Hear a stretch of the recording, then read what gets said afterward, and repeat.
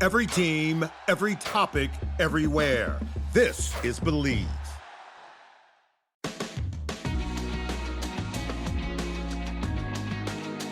We'll jump on to the Texans, perhaps. Kieran, that Texans defense last year, if it wasn't for the Seahawks, I think we would have spent a lot more time talking about the quality of what they managed to achieve on the defensive side of the ball in Houston. And if anything, they're coming back even more invigorated with Reed Blankenship and a couple of other guys joining that already notable unit. Like, that's clearly going to be the strength of the Texans. The question really is whether the offense is going to be good enough. With a lot of teams, it's been the other way around.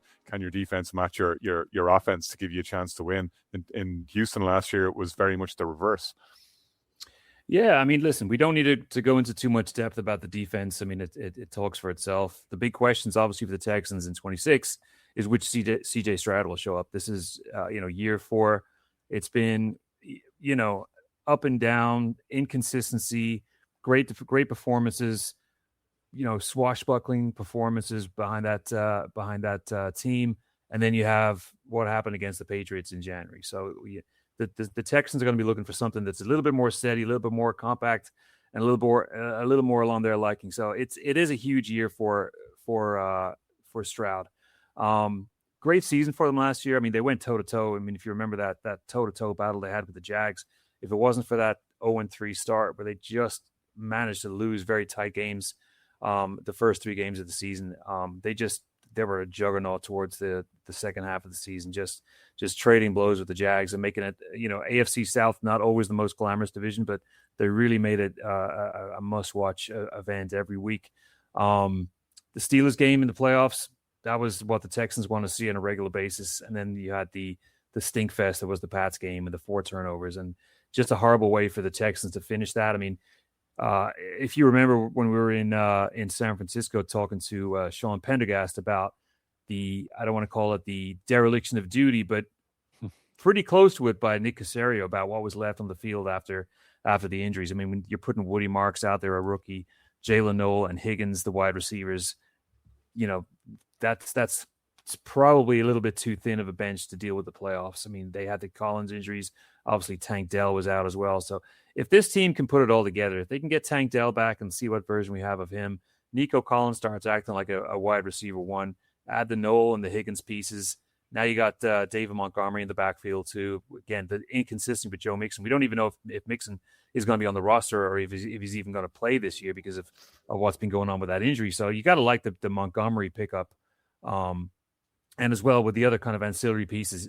I mean, again, Caserio took a huge amount of flack in the offseason for the kind of paper-thin roster that was left in January. So he's gone out and done what any good GM would do. He's going to shore up the O-line with Braden Smith and Wyatt Teller from the Browns. He picked up, like I said, Montgomery.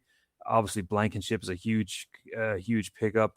They got Dominique Robinson from the Bears, Cade McDonald in the draft, as well as Kalen Rutledge. So pretty much all the important pieces were addressed. Now, the real thing is now, how can Stroud lead this offense? Let the defense do what they do best. Let them shut people out and just rock their world with Will Anderson and Daniil Hunter. And just go ahead and have a consistent season, because that's what all Texans fans are screaming for.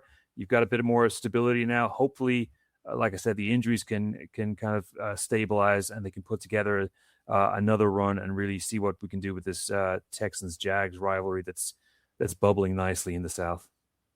Craig, we spoke when we talked about the Buffalo Bills and about the Baltimore Ravens in some of our other divisional previews this offseason, and check them out wherever you get your podcasts, about the pressure that they were under and how getting to the playoffs year in, year out, but failing to close the deal and move on to the Super Bowl was ultimately what cost both of the coaches their jobs, despite their star quarterbacks, despite their star-studded rosters. In a low-key way, the Texans are starting to head in that direction where their ceiling is they can get to the playoffs, they can win playoff games. We've seen them do that now 3 years in a row.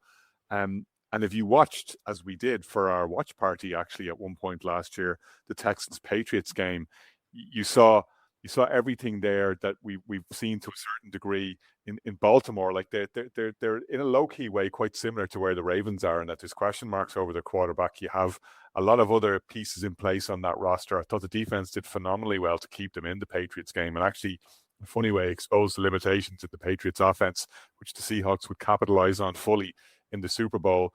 They're an interesting conundrum, the Texans. I think conundrum is the right word, and you could probably use the same word for their quarterback, CJ Stroud, because we've looked at CJ Stroud, who had a absolutely phenomenal rookie year, and then since then has just regressed year after year after year. He's now going into his fifth-year option where they're going to have to make a decision on whether he is the quarterback of the future or whether they need to reset. And that's crazy when you think of the fact that they have made the playoffs 3 years in a row under Ryan. So it is going to be an interesting season. Stroud was a top 8 quarterback on that rookie year, like I said. And then since then, he's had 20 interceptions in 2024. 2025 was flat.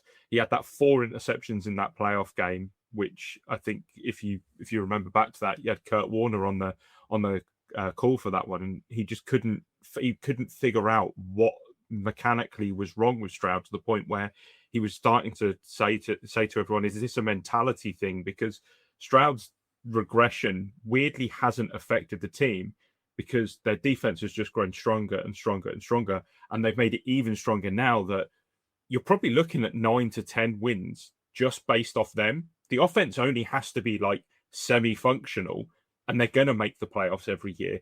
It's up to Ryans and the rest of his coaching staff to unlock the offense. I think Kieran sort of put it quite well when he was talking about that offensive line.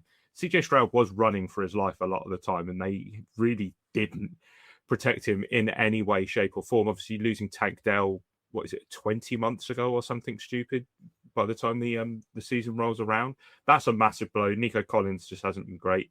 They just need to somehow unlock the offense. If they unlock the offense to a point where it is consistent throughout a season, they're going to be scarily good in the AFC, and probably not just favourites for this division, but favourites for the entire conference, I would imagine. Brian, it doesn't seem that long since in year 2 of Stroud, we were looking at the roster additions they made and gone, yeah, this team is right there. There's no reason why they shouldn't be Super Bowl contenders. And that is the standard by which we judge them. They're not that far off. Yeah, I think last season before, Kieran was selecting them to be the team that was going to represent the AFC in the playoffs. It all came tumbling down in the playoffs itself when they lost to the Ravens convincingly on the road. It just feels like they're on the periphery, Connor, but as Craig is rightly called out, serviceable offense. It doesn't seem like it's a balanced setup. It seems like it's heavily skewed towards the defense, and that's all well and good. And we saw it to a certain extent around how well it worked for the Seahawks in terms of them going all the way, and they got just enough out of the offense at times to make sure they were the team that went on to win the Super Bowl. The Texans, for me, it's a struggle in a way, isn't it? Like they're going to come up against the Jags team this year that people will feel that pushed off from last year. Like we're going to get into the Jags shortly, but like they came out the wrong side of an AFC wildcard clash that could easily have gone their way, and we could have been talking about a very different situation with them.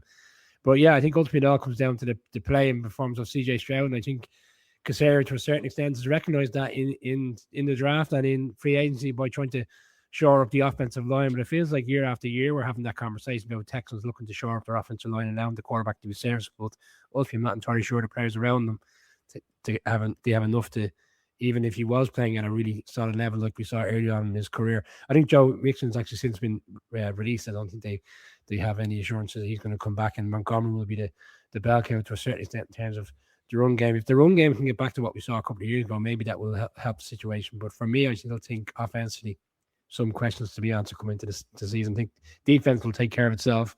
Yeah, they'll be in games, but ultimately they may come short because they don't have enough on offense.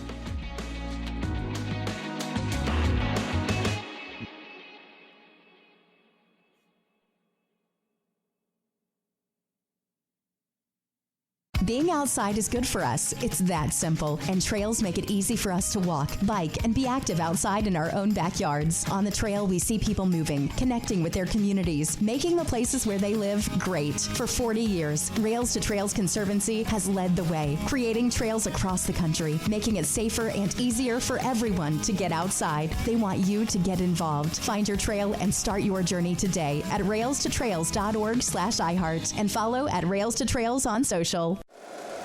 If you like the show, please take a moment to rate, review, and subscribe. It really does help the show to grow. Thank you for listening.